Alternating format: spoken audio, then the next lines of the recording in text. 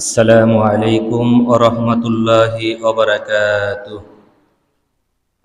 মুআজ্জাজ মুহতারাম, সম্মানিত মুরাব্বিয়ানে ইজাম, মুসল্লিয়ানে ইকরাম, প্রাণপ্রিয় যুবক ভাইয়েরা, আমরা সর্বপ্রথম মহান আল্লাহ সুবহানাহু ওয়া তাআলার দরবারে লাখো কোটি শুকরিয়া আদায় করি যে মহান মনিব পবিত্র মাহে রমজানের দ্বিতীয় জুমায় আমাদেরকে তার ঘরের মেহমান হিসেবে কবুল করেছেন।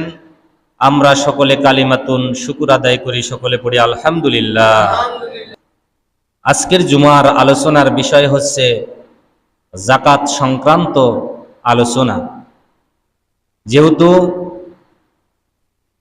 যাদের উপরে যাকাত ফরজ করা হয়েছে, যাদেরকে আল্লাহ রাব্বুল আলামিন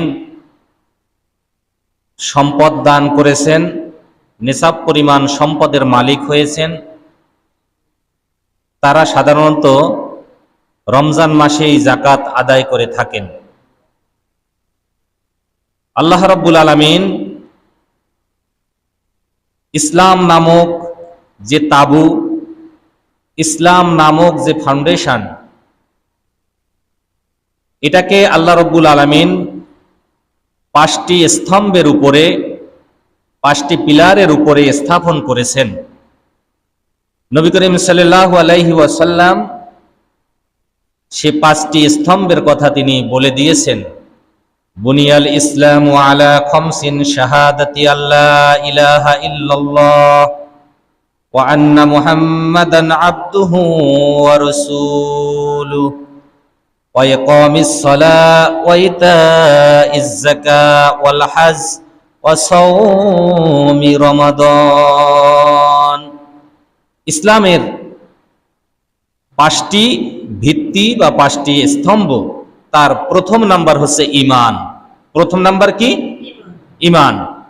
দ্বিতীয় নাম্বার হচ্ছে নামাজ, সালাত তথা নামাজ। তৃতীয় নাম্বার হচ্ছে যাকাত।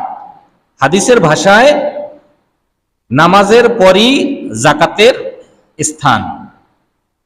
তার মানে যাকাত রাখা হয়েছে মাঝখানে, এপাশে দুটো, এই পাশে দুটো, মাঝখানে যাকাত। প্রথমে ঈমান, তারপরে নামাজ, মাঝখানে কি? যাকাত। এরপরে হচ্ছে হজ এবং রোজা। তার মানে বোঝা যায় হাদিসের ভাষা অনুযায়ী এর তাৎপর্য হচ্ছে যে কোনো তাবু যদি স্থাপন করতে হয়, তাহলে তাবুর চতুর্দিকের পিলারের